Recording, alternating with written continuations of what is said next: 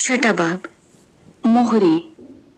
फिर मैंने देखा कि बर्रे ने उन 7 मोहरों में से एक को खोला और उन 4 जानदारों में से एक की गरज की सी ये आवाज सुनी कि आ।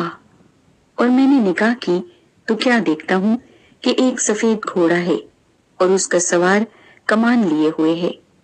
उसे एक ताज दिया गया और वो फतह करता हुआ निकला ताकि और भी फतह करे।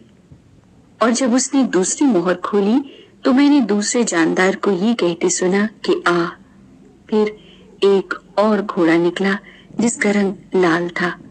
उसके सवार को ये इख्तियार दिया गया कि जमीन पर से सुलह उठा ले ताकि लोग एक दूसरे को कत्ल करें, और उसे एक बड़ी तलवार दी गई।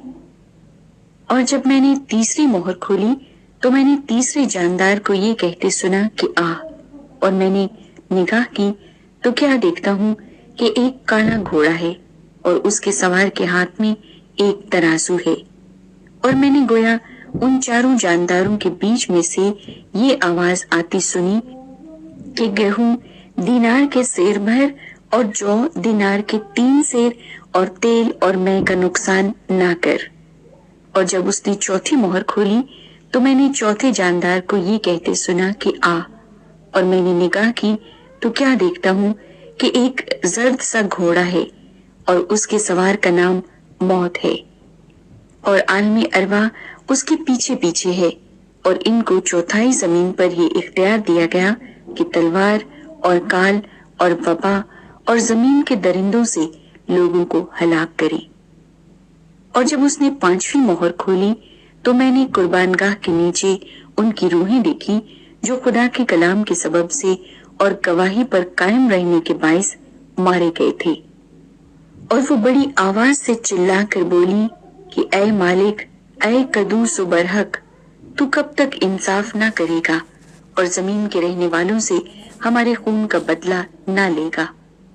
और उनमें से हर एक को सफेद जामा दिया गया और उनसे कहा गया कि और थोड़ी मुद्दत आराम करो जब तक कि तुम्हारी हम खिदमत और भाइयों का भी शुमार पूरा न हो ले जो तुम्हारी तरह कत्ल होने वाले हैं।